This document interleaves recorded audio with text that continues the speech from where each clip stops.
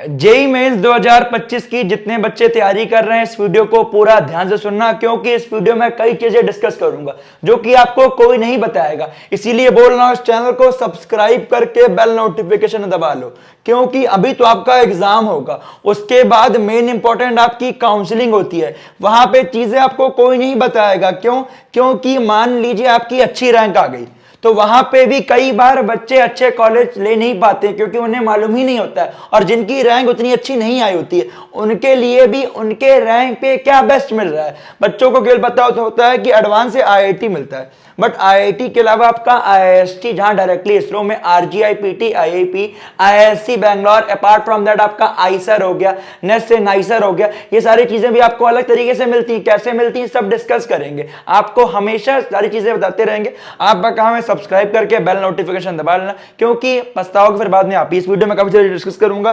पहला आपका क्या एग्जाम डेट है, दूसरा आपका रजिस्ट्रेशन, तीसरा आपका डॉक्यूमेंट्स तो रिक्वायर्ड है बट लाइक ईडब्ल्यूएस ओबीसी का बहुत सारे बच्चे अभी बनवा रहे होंगे, आपको बनवाने की जरूरत ही नहीं है, क्योंकि काउंसलिंग के टाइम में 1 अप्रैल 2025 के बाद कल आएगा।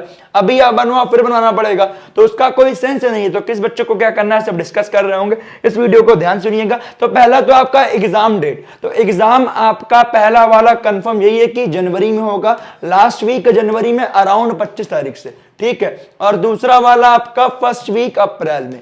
बट एक चीज ये ध्यान रखिए कि आप मान के चलिए हमारा पहला ही आखिरी अटेम्प्ट है, क्यों, इसमें आपके कम नंबर पे अच्छे परसेंटाइल बनेंगे।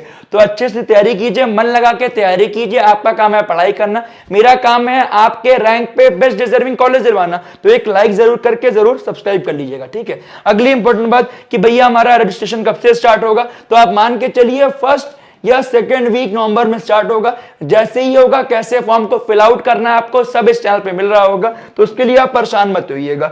अब इंपॉर्टेंट पॉइंट कि भैया डॉक्यूमेंट्स क्या क्या रिक्वायर्ड एंड सर्टिफिकेट का क्या फॉर्मेट रहने वाला है। तो पहला आपका रिसेंट पासपोर्ट साइज फोटोग्राफ, ये आप फिजिकली बनवा के भी रख लीजिएगा और अपने ड्राइव में सेव कर लीजिएगा। बच्चे हर बार फिर यही बोलते हैं कि भैया मेरी फोटो मिस हो गई है, मैंने बचपन की फोटो लगा दी। ये आपको लेटेस्ट लगानी है जब भी आप फॉर्म भरेंगे।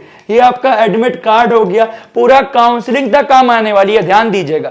दूसरा आपका सिग्नेचर, तीसरा आपका कैटेगरी सर्टिफिकेट, वो भी सेंट्रल गवर्नमेंट के फॉर्मेट में होगा, चाहे आप ओबीसी वाले हो, एससी एसटी वाले हो। ईडब्ल्यूएस का ऐसा नहीं होता, बट जो आपका फॉर्मेट है उसमें ही बनवाइएगा।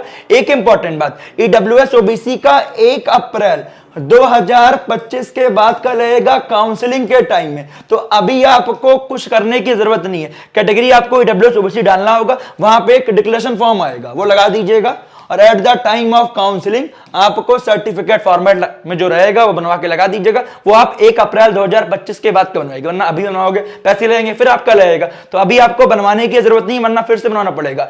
एससी एसटी का आपका सेंट्रल गवर्नमेंट के फॉर्मेट में है तो लगा दीजिएगा, नहीं है तो अभी एडुकेशन लगा दो, फिर आप अभी बनवा के रख लो, कोई दिक्कत नहीं, आपका चल जाएगा, उसमें ऐसा कुछ नहीं है।